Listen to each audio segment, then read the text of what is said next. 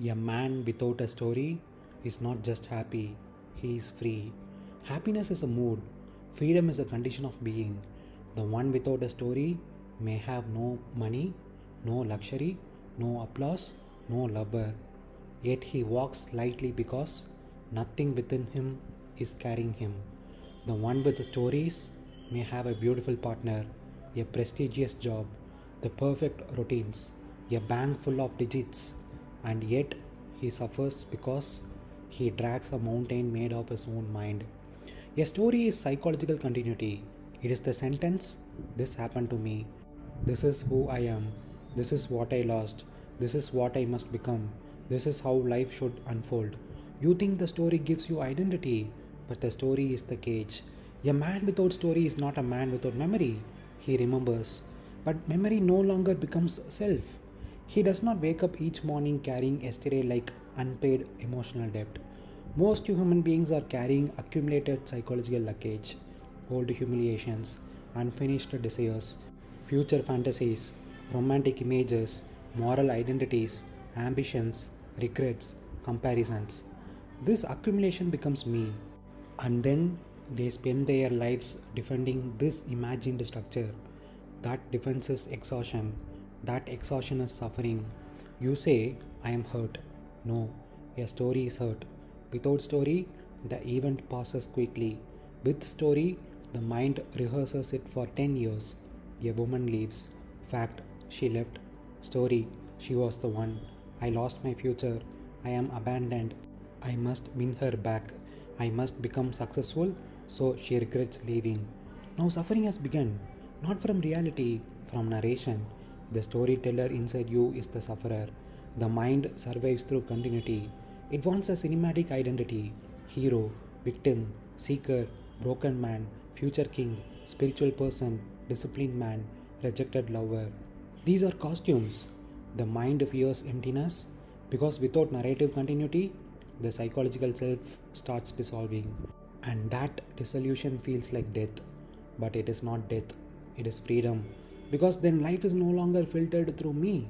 You begin responding directly to reality instead of reacting through accumulated interpretation.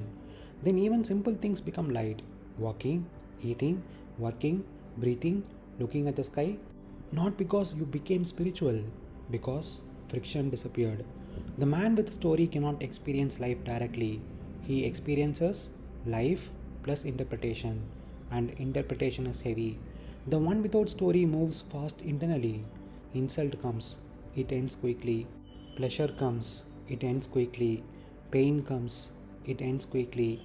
Nothing sticks because there is no psychological glue saying, "This must continue, this must not end, this means something about me."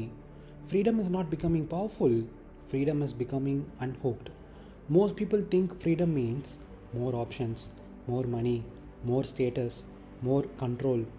No, that is expanded imprisonment. A rich prisoner is still a prisoner. Freedom begins when experience stops becoming identity.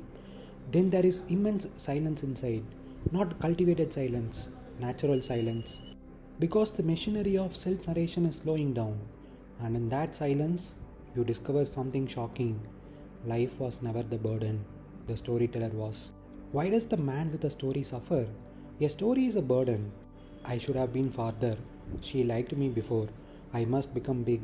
I must not lose. I must be someone. These are chains disguised as aspirations. They create a constant internal tension, a gap between what is and what should be. That gap is suffering. A story is basically saying, reality is not enough. I demand something else.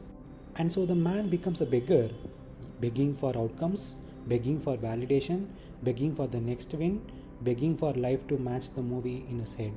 No luxury can rescue him from the noise inside. Why is the man with no story light? When there is no story, there is no gap, no past identity to maintain, no future identity to chase, no scoreboard to keep, no audience to impress, only life as it is in this moment. He doesn't carry, "I should be this" or "I must become that." He simply acts. Action becomes pure, effort becomes clean, silence becomes his home. And notice something deeper. The story is not only suffering, the story is resistance to reality. The mind says, this moment is insufficient.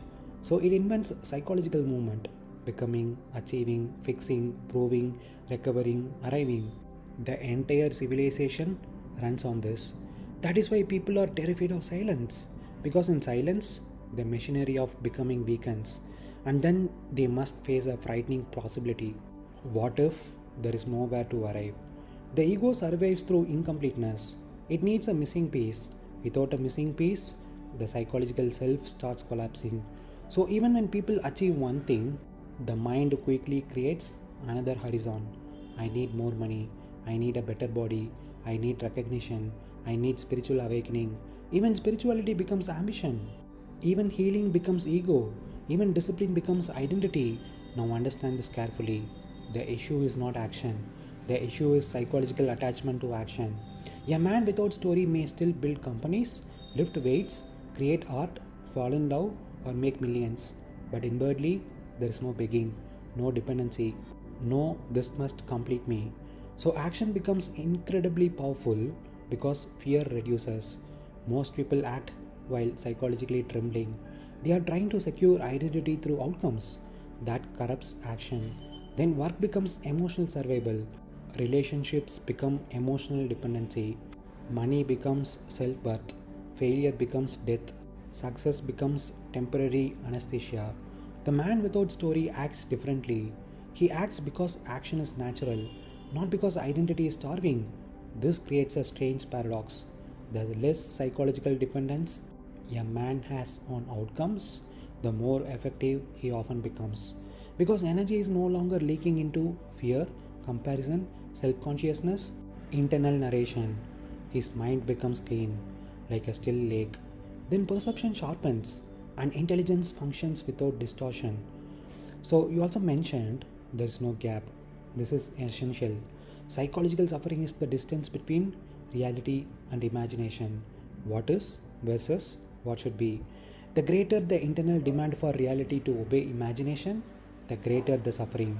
So, most people are not living in reality.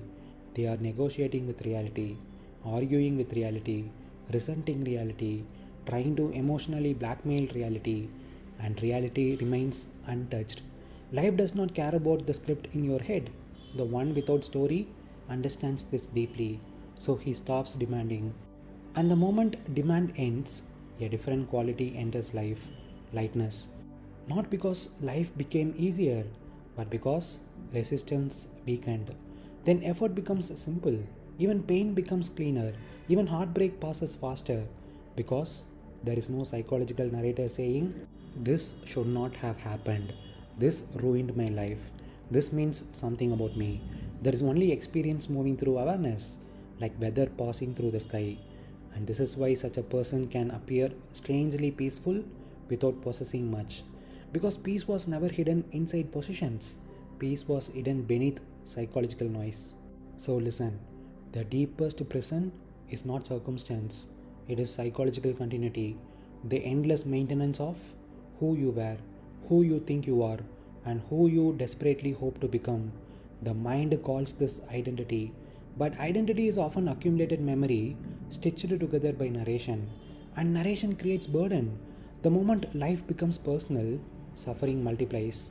Every event becomes an insult, a threat, a validation, a comparison, a proof, a wound. The storyteller converts simple reality into psychological weight. A man without story is not passive.